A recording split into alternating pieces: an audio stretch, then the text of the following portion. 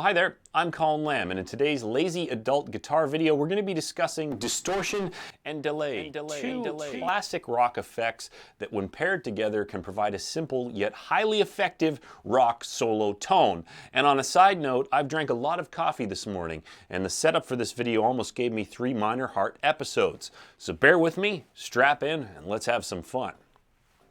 First things first, we're going to talk about distortion. So what is distortion? I guess the simplest way to describe distortion would be that it makes your guitar sound angry, but if you will indulge me with an analogy, I would like to say that the distortion pedal is very much alike to that guy that your wife doesn't want you to hang out with anymore since the marriage and the baby and the new car and the mortgage.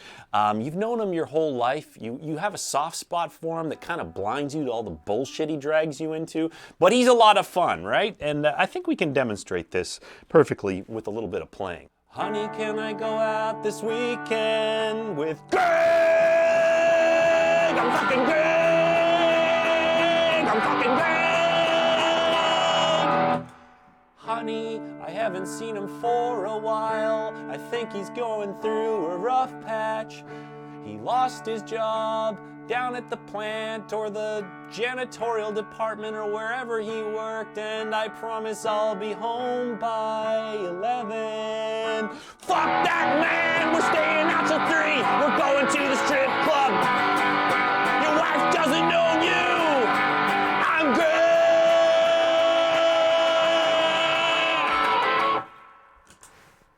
So that's distortion. Next, I would like to discuss delay. So what is delay? Well, imagine you play a note. What a delay pedal does is it makes a copy of that note. Think about it like a children's choir. You have one child singing in the car as you're trying to drive somewhere, and it sounds terrible. Nobody likes it.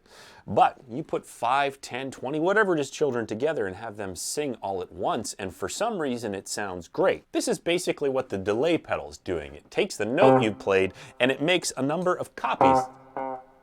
And when you hold the note, it extends them and makes them sound a little better. Now, instead of that children's choir, you have a perfect copy, right? You get a bunch of kids together singing, maybe one of them's just picking its nose, the other one's just staring off into the distance, wondering what it saw last weekend in the woods behind its house, what that curdling scream was, and where was Dad between 7 and 8. Now, individually, both of these effects are interesting and highly useful.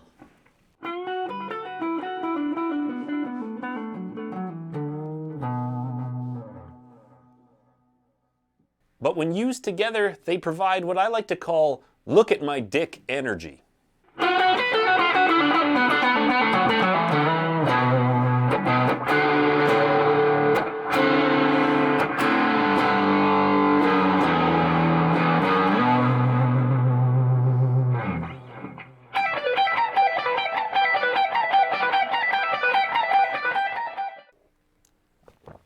Now, I'm not a great player, and there's probably some people out there that think that kind of tone is cheesy or it's a little bit too much, but every time I use it, I have fun, and when I play in my band, it gives me a little bit of punch to get up above the other instruments and take a solo, and I think it could be very fun for somebody out there who's just getting into electric guitar playing to get a couple of pedals like that and have some fun of their own.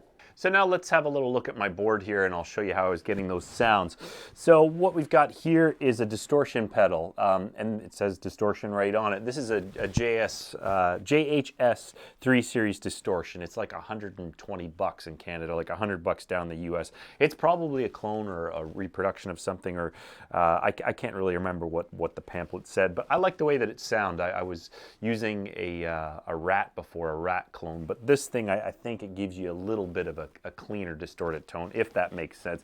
And what you've got here is a volume knob, a filter knob, and a distortion knob. And on most of these 3-knob distortion pedals, they're going to be about the same. So the first pedal is the level of volume that the pedal outputs. Makes you louder, makes you quieter. The middle one's a filter, and that's usually an EQ kind of thing. So one way is going to give you more high end, and one way is going to give you more low end. And over here we have the amount of the distortion. This is the level of Greg, if you remember what I was talking about earlier on in the video. I like to keep that pretty low because I find that when you turn that up, you kind of lose all semblance of what you're playing when you start pounding chords. Up over here, we have the delay pedal that I'm using, and it's a fantastic delay pedal. If you're looking to get your first delay pedal, I would highly recommend that, because this one, it's a Boss DD8. The original one, the DD, this is the 8th version of that.